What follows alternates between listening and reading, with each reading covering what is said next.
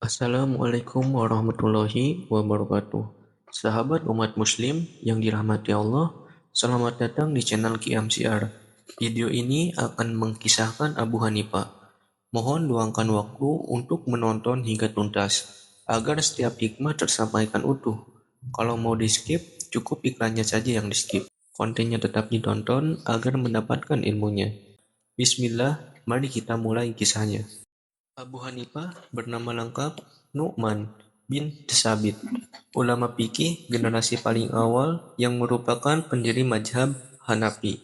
Beliau merupakan seorang tabi'in, sebab pernah bertemu dengan sahabat Nabi Shallallahu Alaihi Wasallam, seperti Anas bin Malik dan beberapa peserta perang Badar. Lahir di Kufah pada abad 1 Hijriah dan meninggal di Baghdad pada abad 2 Hijriah. Abu Hanifah tidak hanya ahli di bidang fikih, tetapi juga ilmu tauhid, kalam, dan teologi. Salah satu gurunya ialah Syekh Ahmad bin Abu Sulaiman. Abu Hanifah menyantri selama 18 tahun. Usianya masih muda sekali, yaitu 22 tahun. Ketika salah satu kerabat Syekh Ahmad di Basar wafat, beliau merasa cukup mewakilinya pada Abu Hanifah. Jadi, pengajar, mufti, dan pengarah dialog. Ketika mengemban tugas itu, Abu Hanifah mendapat banyak pertanyaan tentang kepadanya. Syekh Nawawi menceritakan satu di antara kisah tersebut dalam kitabnya, Fath al-Majid. Ulama asal Banten yang juga masyhur di Haramin itu menceritakannya sebagai penguat dalil bagaimana membantah hujahan kaum ateis, dan istimewanya bantahan tersebut dilakukan oleh Abu Hanifah yang ketika itu masih remaja, padahal ia baru benar-benar menggantikan gurunya kelak. Ketika berusia 40 tahun, Syekh Nawawi pernah bercerita terkait kisah seorang pemeluk ateis. Dahria, di zaman Syekh Ahmad, gurunya Abu Hanifah, ia telah berhasil membungkam ulama melalui satu pertanyaan perihal keberadaan Allah Subhanahu wa Ta'ala yang tak memiliki tempat, tapi ia belum puas. Ia kembali menantang untuk memastikan bahwa para ulama sekitar benar-benar bertekuk lutut, tidak mampu menjawab sedikitpun pertanyaannya. Masih tersisakah seorang di antara ulama kalian? Tanya menantang para menteri. Menjawab, iya Hamad, datanglah kalian padanya. Mintalah dia untuk menghadapiku. Sang menteri pun mendatangi Syekh Hamad. Mereka meminta beliau untuk segera menghadapi sang raja ateis itu.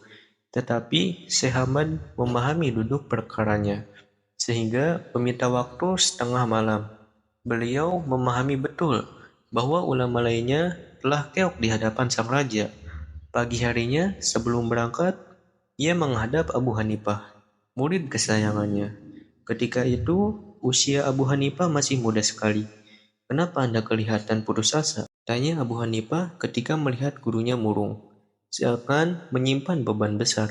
Bagaimana mungkin aku tidak putus asa, sedangkan aku diminta menghadap raja ateis yang para ulama telah membungkam oleh pertanyaan-pertanyaannya. Selain itu, aku mimpi tidak enak semalam. Terang Syekh Ahmad. Apa itu? Tanya Abu Hanifah penasaran. Aku melihat rumah yang luas dan penuh hiasan, yang tertanam di dalamnya pohon-pohon berbuah, lalu dari sudut rumah itu keluarlah babi, dan memakan buah, daun, dan dahannya, hingga tak tersisa apapun kecuali ujung bawah batangnya. Tak lama muncullah singa, dan membunuh babi itu. Guruku, kata Abu Hanifah, Allah Subhanahu wa Ta'ala telah mengajariku ilmu tabir mimpi. Mimpimu ini baik untuk kita dan buruk untuk musuh kita.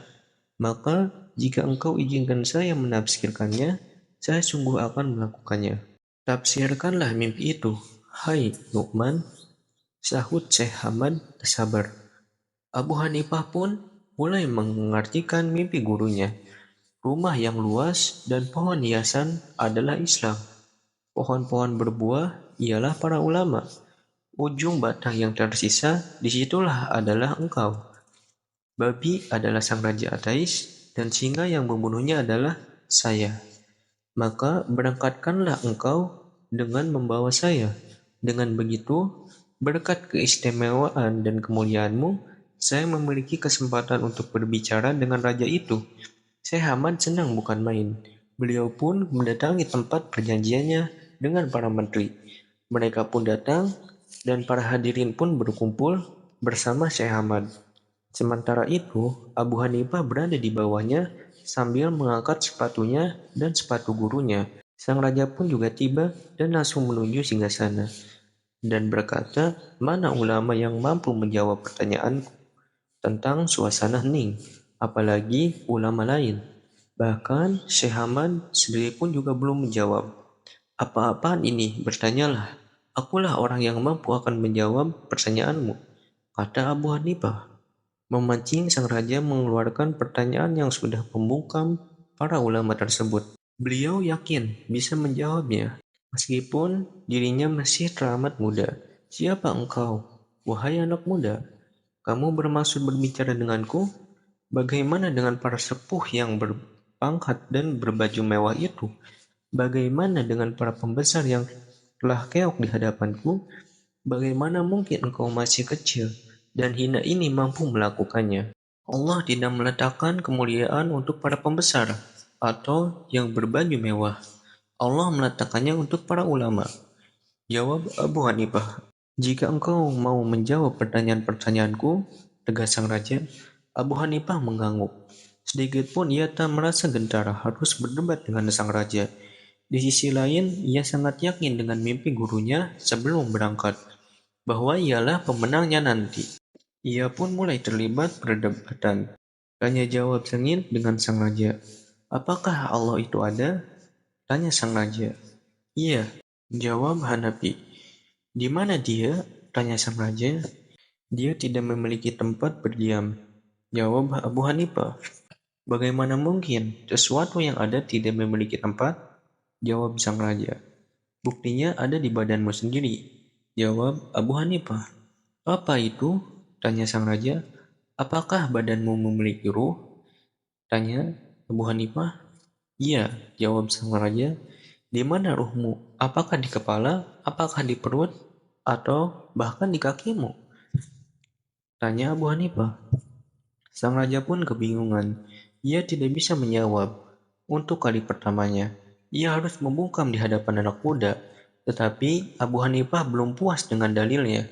Beliau kemudian meminta segelas susu. "Apakah susu ini memiliki lemak?" tanya Abu Hanifah. "Iya," jawaban sang raja. "Di mana letak lemaknya? Di atas atau di bawahnya?" tanya Abu Hanifah. Abu Hanifah lantas menimpa. Sebagaimana ruh dijumpai tempatnya, sebagaimana juga susu tidak diketahui tempat lemaknya. Allah tidak memiliki tempat di alam semesta. Lalu apa yang ada sebelum Allah dan sesudahnya? Tanya sang raja untuk kedua kalinya kepada Abu Hanifah.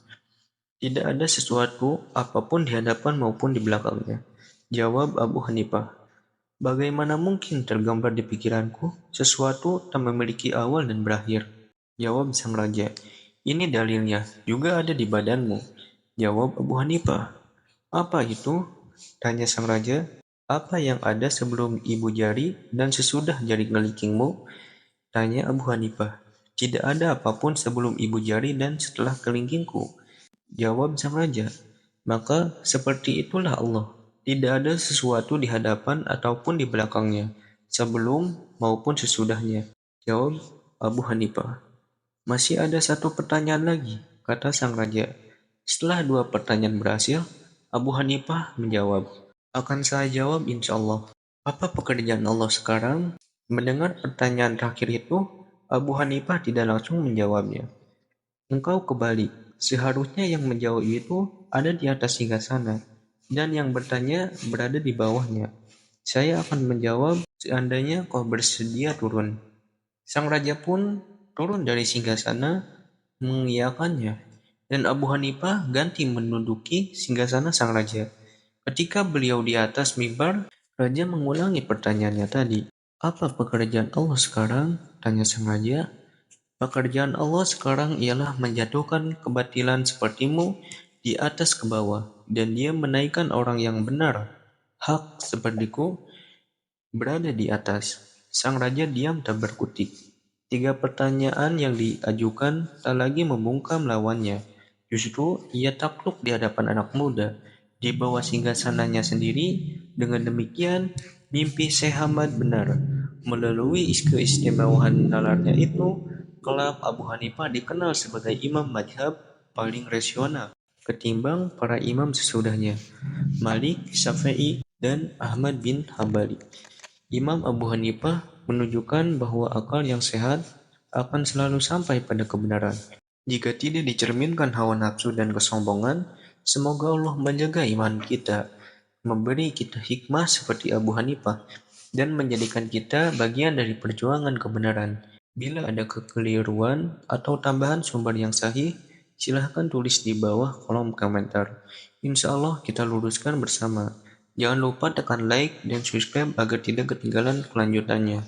Dukungan Anda semua adalah energi dakwah kami. Semoga menjadi amal jariah yang mengalir tanpa henti.